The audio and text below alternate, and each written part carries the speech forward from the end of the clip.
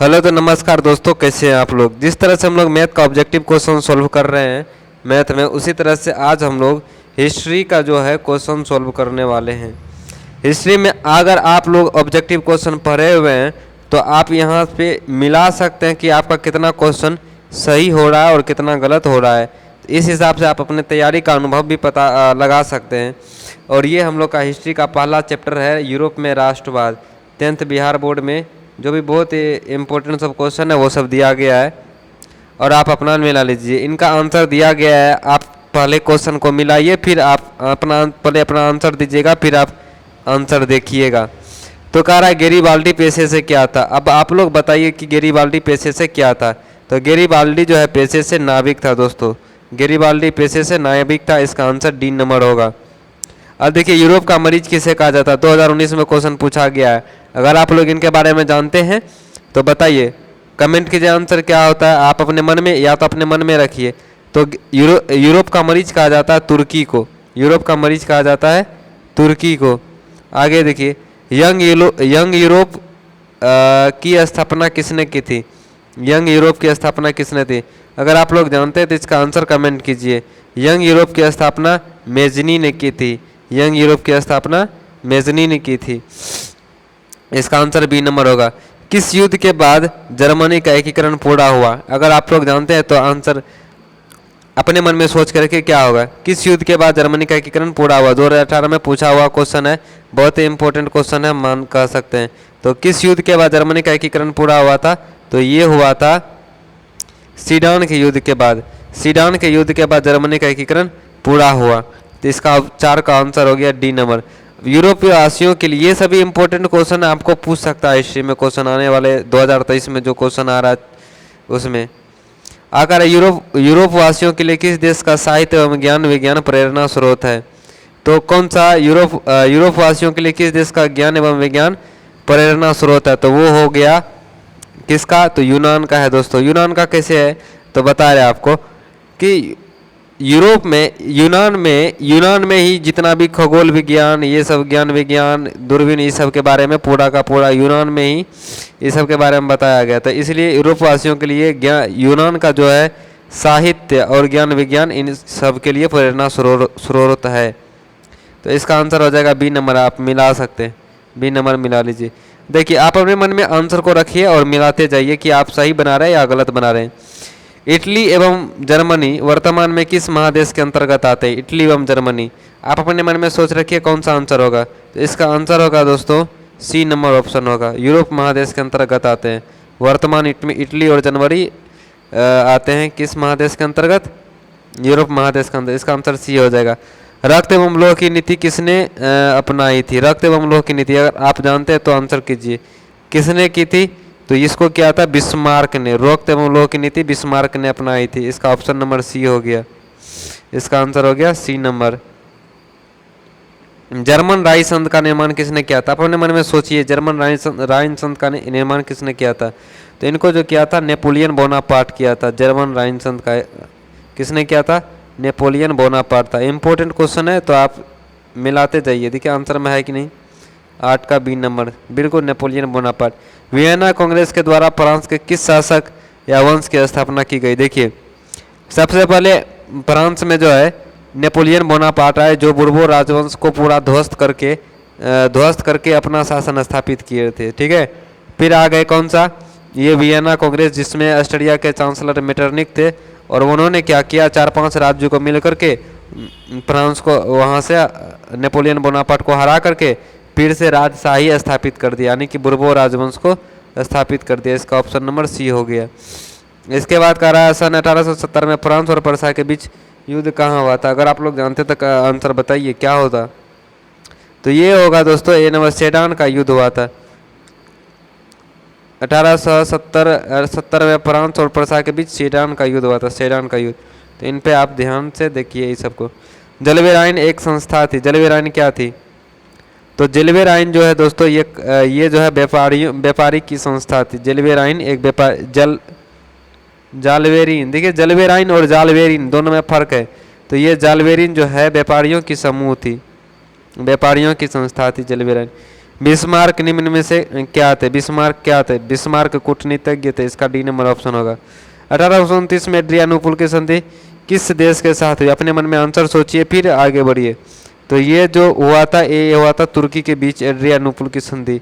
Italy एवं Germany के एकीकरण के विरुद्ध निम्न में से कौन सा था? इटली एवं जर्मनी के विरुद्ध कौन सा देश था? तो ये जो देश था ये ऑस्ट्रिया था। इटली एवं जर्मनी के विरुद्ध ऑस्ट्रिया था। फ्रैंकफर्ट की संधि कब हुई? अपने मन में आंसर रखिए और बताइए। तो इसका आंसर होगा डी नंबर। 1871 में फ्रैंकफर्ट की संधि हुई। इंपॉर्टेंट क्वेश्चन ये सभी। यूरोप वासियों के लिए किस देश के साहित्य एवं ज्ञान विज्ञान प्रेरणा स्रोत थे? तो यूरोप वासियों के लिए किस देश का ज्ञान विज्ञान प्रेरणा स्रोत है? यूनान का, भी हम लोग उससे पहले भी पढ़ चुके थे यूनान का। मेजनी का संबंध किस संगठन से था? मेजनी का किस संगठन से था? तो वो था, अपने मन में सोच रखिए, कार्बोनारी संगठन से था। और क्या इसका स्थापना मेजनी नहीं की थी, कार्बोनारी संस्था की स्थापना। काउंट काबूर ने विक्टर इमैनुअल को किस पद पर नियुक्त किया? देखिए, काउंट काबूर जो है विक्टर इमैनुअल को किस पद पर नियुक्त किया था? ये प्रधानमंत्री के पद पर नियुक्त किया था विक्टर इमैनुअल ने काउंट काबूर को। ठीक है, गृह प्रधानमंत्री। वियना कांग्रेस में कौन सा राज्य शामिल नहीं था? तो इसमें जो शामिल नहीं था वो जर्मनी था। ब्रिटेन, रूस और फ्रांस शामिल था, जर्मनी नहीं था शामिल। वियना कांग्रेस में पवित्र संघ की योजना किसने प्रस्तुत की? तो इसमें प्रस्तुत करने वाला था रूस ने, पवित्र संघ की स्थापना। यंग इटली के संस्थापक कौन थे? बताइए। यंग इटली के संस्थापक मेजनी थे। नए गुलेफ आंदोलन कहाँ हुआ था? ये सब इम्पोर्टेंट क्वेश्चन है। ये हुआ था इटली में। चार्टिस्ट आंदोलन कहाँ हुआ था? ये आपको बार बार पूछा जाएगा। तो इंग्लैंड में हुआ था ये। जलवेराइन की स्थापना की, देखिए जालवेरिन और जलवेराइन दोनों में फर्क है। जालवेरिन जो है व्यापारियों का समूह था और जलवेराइन जो है किस राज्य ने स्थापना की? इस राज्य, ये तो परसा ने की थी जलवेराइन की स्थापना। हंगरी की भाषा क्या थी? हंगरी की भाषा क्या थी बताइए।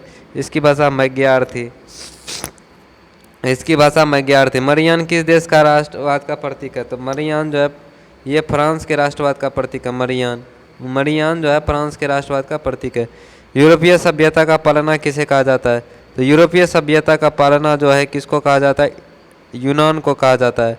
यूनान को यूरोपीय सभ्यता का पालना कहा जाता है। एक्ट ऑफ यूनियन किस वर्ष पारित हुआ? बताइए, एक्ट ऑफ यूनियन किस वर्ष पारित हुआ? ये 1688 में हुआ था। नेपोलियन संहिता किस वर्ष लागू की गई? नेपोलियन संहिता जो है 1804 में लागू की गई थी, नेपोलियन संहिता। कार्बोनारी की स्थापना किस वर्ष हुई? कार्बोनारी की स्थापना 1810 में हुई थी। जर्मनी के एकीकरण के लिए बिस्मार्क ने कितने युद्ध किए थे? तो इसके लिए 3 युद्ध किए थे बिस्मार्क ने। इसके बाद देखिए, स्वतंत्रता संग्राम में किसकी पराजय हुई? यूनान की। तो यूनान की स्वतंत्रता संग्राम में तुर्की की पराजय हुई। 1789 की फ्रांसीसी क्रांति के समय वहाँ किस राजवंश का शासक था? तो वहाँ पर जो है बुर्बो राजवंश का शासक था, जिसको जो है नेपोलियन बोनापार्ट ने हरा करके इसको ये किया, बुर्बो राजवंश को हराया था। तो स्वतंत्रता संग्राम से पहले बुर्बो राजवंश का शासक था। पर्सा का शासक कौन था? तो पर्सा का शासक था विलियम प्रथम था। मेटरनिक कौन था? ऑस्ट्रिया का चांसलर था मेटरनिक। ये सब क्वेश्चन तो आपको याद ही होगा। सेडवा के युद्ध में किसकी पराजय हुई? सेडवा के युद्ध में जो है ऑस्ट्रिया की पराजय हुई। अगर याद नहीं तो आप इनसे आप क्वेश्चन लिख सकते हैं, याद कर सकते हैं। बहुत ही इंपॉर्टेंट क्वेश्चन है ये सभी। तो सेडवा के युद्ध में किसकी पराजय हुई? तो ऑस्ट्रिया की पराजय हुई। रक्त और लोक की नीति किसने अपनाई थी? तो रक्त और लोक की नीति बिस्मार्क ने अपनाई थी। लाल कुर्ती की टुकड़ी का गठन किसने किया था? तो लाल कुर्ती की टुकड़ी का गठन जो है गेरिबाल्डी ने किया था। जर्मनी एवं इटली के एकीकरण में के समय फ्रांस का शासक कौन था? तो वहाँ का शासक था नेपोलियन तृतीय। जर्मनी एवं इटली के एकीकरण के समय फ्रांस का शासक कौन था? नेपोलियन तृतीय था। राष्ट्रवाद की अवधारणा का जन्म किस घटना से माना जाता है? देखिए, ये जो माना जाता है ये पुनर्जागरण से माना जाता है। ये पुनर्जागरण जो है पुनर्जागरण से माना जाता है राष्ट्रवाद की अवधारणा का जन्म। नहीं तो राज्य ही चलता था, राजा का ही राज्य चलता था। सिडर्निया पिडमाउंट का शासक कौन था? सिडर्निया पिडमाउंट। ये देखिए, ये कुछ क्वेश्चन ऐसे दिया गया है इम्पोर्टेंट है, लेकिन कुछ क्वेश्चन नहीं इम्पोर्टेंट है। इधर सिडरनिया पीडमाउंट का शासक कौन था, ये सब उतना इम्पोर्टेंट नहीं है। तो इनका शासक था विक्टर इमैनुअल। वो हो सकता है विक्टर इमैनुअल के बारे में आप लोग पढ़े होंगे। तो सिडरनिया पीडमाउंट का शासक था। किस संधि द्वारा स्वतंत्रता संग्राम राष्ट्र की स्थापना हुई, स्वतंत्र यूनान राष्ट्र की स्थापना हुई किस संधि के द्वारा? तो देखिए वो था कुस्तुनतुनिया के संधि के द्वारा जो है यूनान राष्ट्र की स्थापना हुई। किस संधि के द्वारा जर्मनी के एकीकरण पूरा हुआ? तो देखिए ये जो एकीकरण हुआ था ये फ्रैंकफर्ट की संधि के द्वारा जर्मनी का एकीकरण हुआ, फ्रैंकफर्ट के संधि के द्वारा। युवा इटली संस्था का विकास किया किसने किया था? तो इसको किया था मेजनी ने।